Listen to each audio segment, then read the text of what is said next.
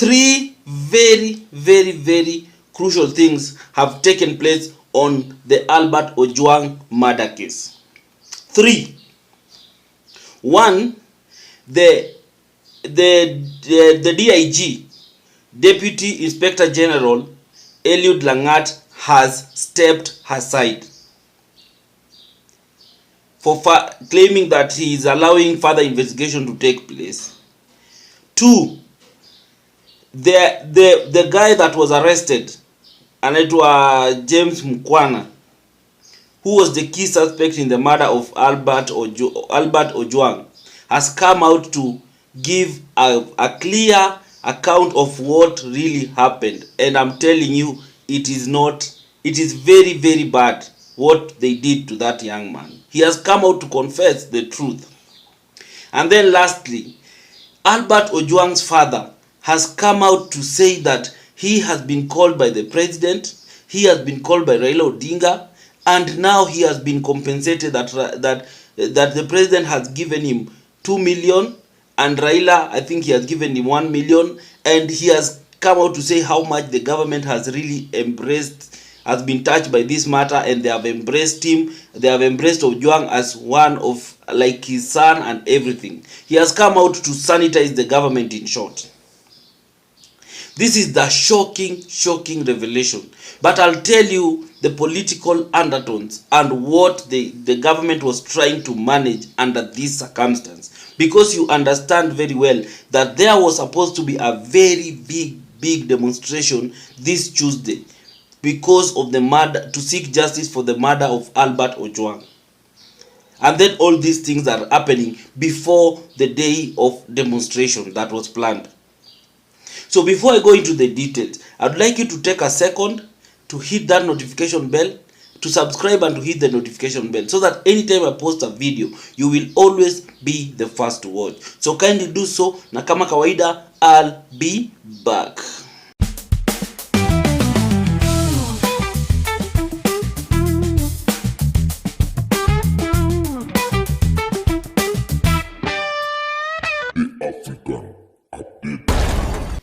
Thank you for everyone who has subscribed, and for return subscribers, I really appreciate you guys. Thank you so much. And for anyone who wants to advertise or to support this platform, the number is always here. Kindly reach out so that we can help you push your business go far. And another thing, if you really want to support this platform, my number is always there. We appreciate you with any amount that you will have contributed.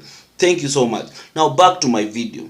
As I was saying, that 3 important things have taken place before the demonstration that was planned, the mega demonstration that was planned for Albert Ojwang, to seek justice for Albert Ojwang. Which for me, I feel like the government is trying to manage the crisis that might come out of that demonstration.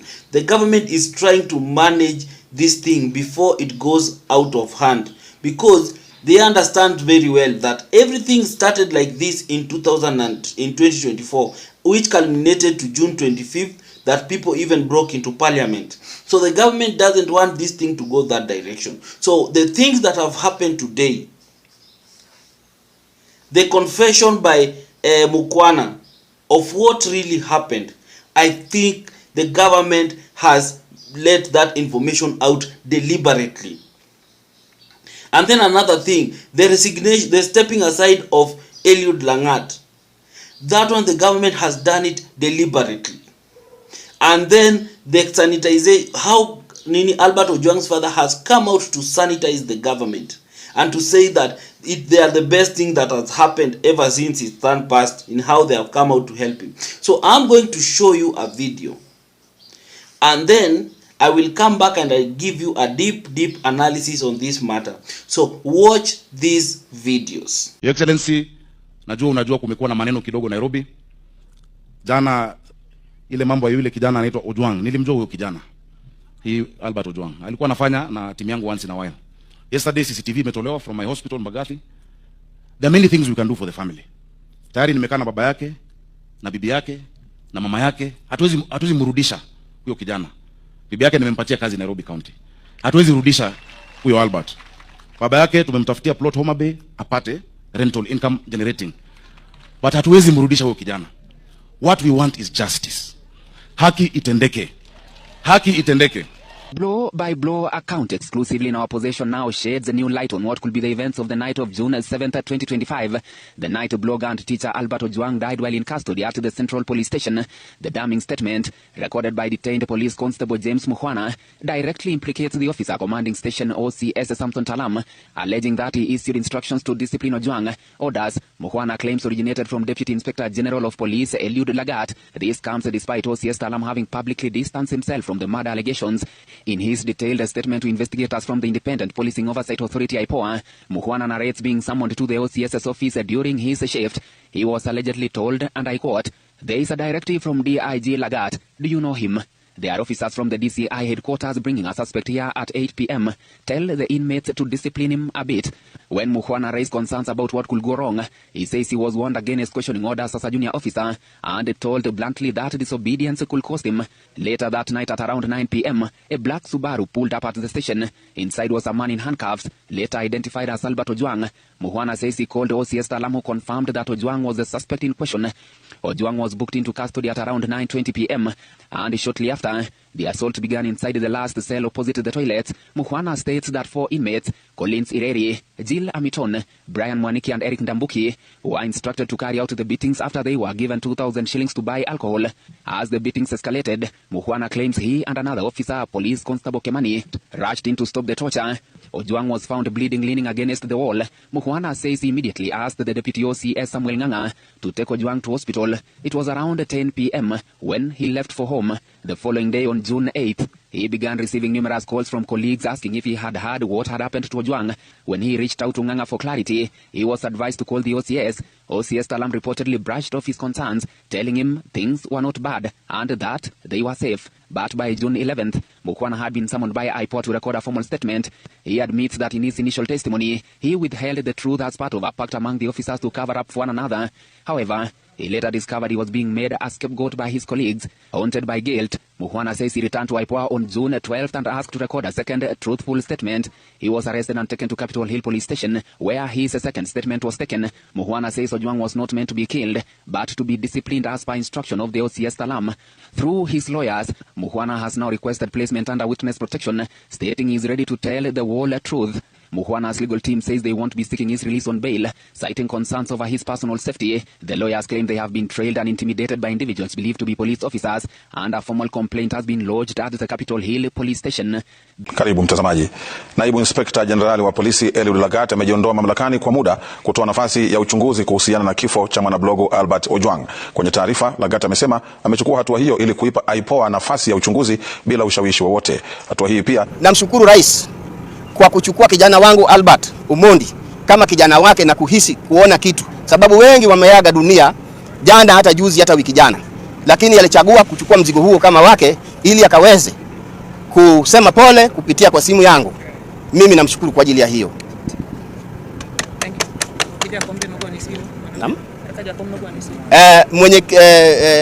Mzee Raila Amolo Odinga ambaye pia ni mzee wetu alichukua fursa ya kunipigia simu akiwa nje ya nchi na tukazungumza na yeye, akanipa pole yake. Pia mama Gladys Wanga pia amekuja nyumbani, na tokea hapo nyuma amekuwa akiniuliza wakati kwa wakati vile ninavyoendelea huko Nairobi, maana Nairobi si nyumbani. Tumekuwa tukiwasiliana. We came here today also with a message of condolence from Baba, who already spoke with the family and also, sent support. We came with the message of condolence for His Excellency the President, who also spoke to the family and have also sent their support and condolence. You have watched the videos, and this is what I'd like to say about all this issue of murder of Albert Ojwang. The truth of the matter is, as it stands right now, and anyone who understands how politics is played, Albert will never find the justice that he seeks. Albert will never find the justice that he seeks. And this is how politics is always done. This is how the people's anger is always managed. I'm going to speak about Albert Ojwang's father. This was a man who came to the press and really cried and really wanted justice for his son.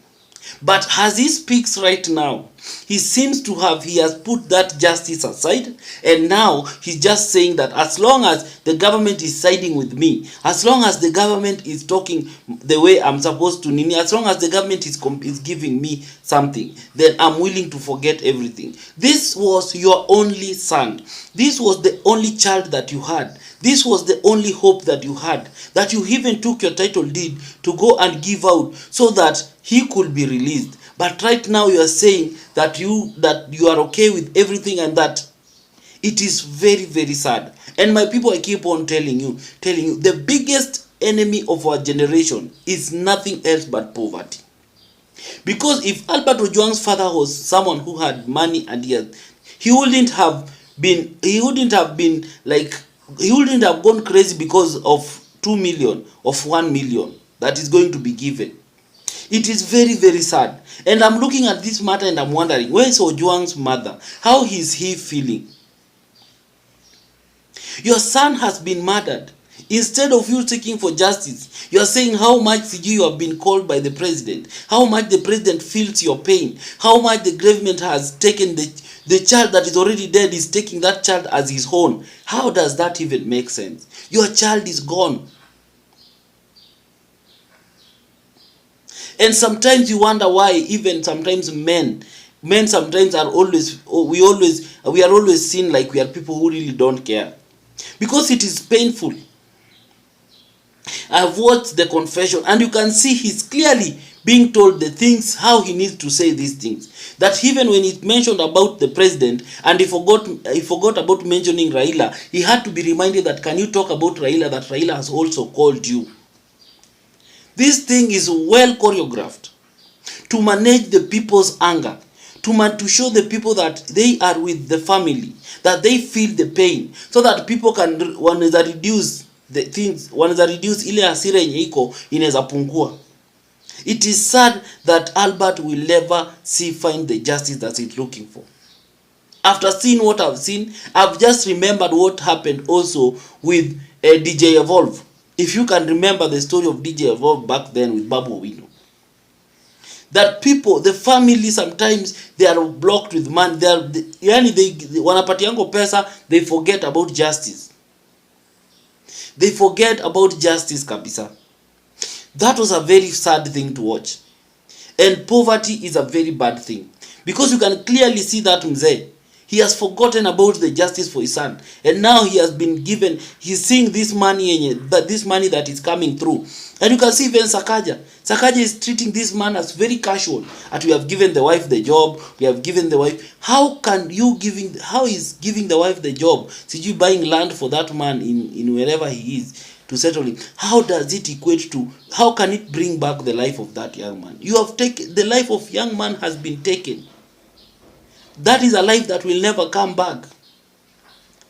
Does that equate to giving the family the job? So people can live, people can be murdered in this country, and the best thing the government will always do will say that, come on, let's bring your wife, let's give him a job. That's what they did to Msando. You remember back then? The same thing they did to Msando's wife. They gave him a job. The same thing is what Moi did once they murdered the nini of Robert Ouko. They took the wife and they give him job and they made sure that watoto wamelipiwa school fees. That is how you compensate. It is very, very sad. People who fall nini to this trap, it's very, very unfortunate. Now then, let's come to the issue of Mukhwana confessing what really happened. These things, nani alikuwa amesema, anaitwa nani? Natembeya said that there are always a set of goons that are hired to make sure that those are the people who terrorize inmates. Ukiletwa, hao ndo wanakupunish. Most people brushed him off, but now it's coming that it is coming out to be a reality. This man was tortured. Albert was beaten by inmates at the command of the DIG, the command of the OCS, and even under the instruction of the command of Mukhwana. And he was beaten to death. Only because of 2,000 shillings. And now these four guys that tortured this man are now going to pay the ultimate price, are now going to pay the ultimate price.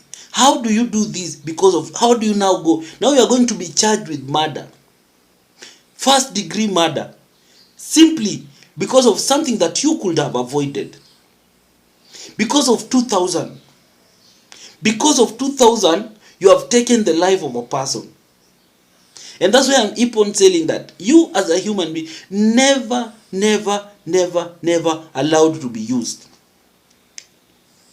Mukhwana can be, his case can be different, but I've heard that rumors have been circulating that he has been doing that to people for a very long time. And now, this is just karma catching up with him. You people, you must realize that everything you do to people in this world will catch up with you in one way or the other. The tears, the pain, the crying that people keep on crying because of the pain that you are inflicted upon them and their family will one day come to catch up with you. Mukhwana's fate has come out to catch up with him.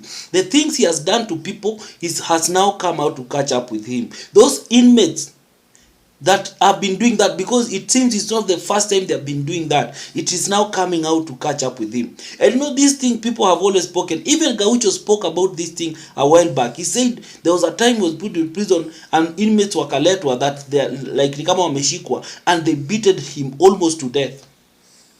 Calvin Gaucho said that. So this is something that apparently that has been going on. That if I have an issue with you, I arrest you, I take you to a police station, and then I bring people, goons and something, they beat you up. Everything is now coming out to fold. Now let me come to the other issue. The issue of DIG coming out to resign. This thing, because you see, the thing, hiyo kitu imemshika. There is no way he's going to run away from it. And I'm telling you, he's going to be sacrificed.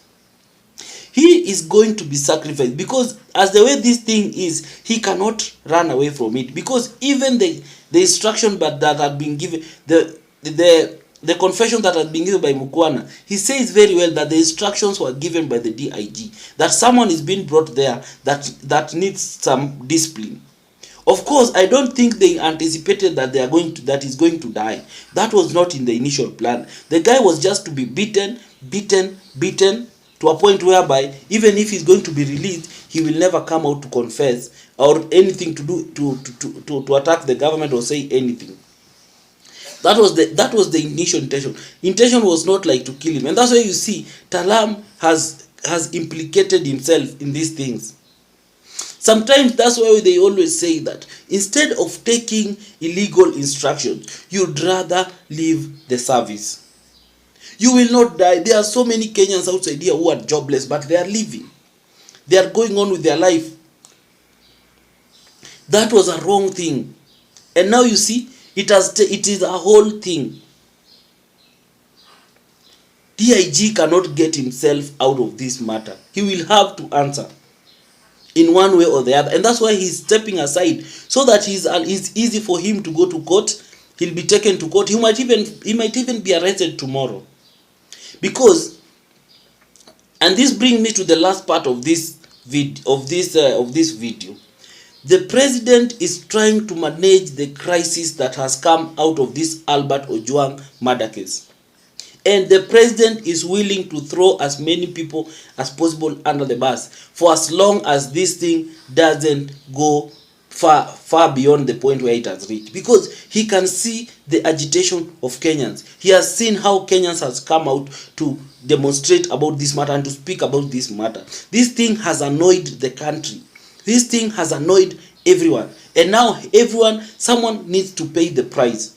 And the person who can pay the ultimate price is none other than the people who are involved. The president has looked at this matter and he has realized that if these people don't get punished, then the agitation will continue. And it might result maybe to a revolution or something. So he's just trying to be cautious with this matter. He's just trying to handle this matter in a way that he knows very well that at the end of the day, the people will see that there is justice being served.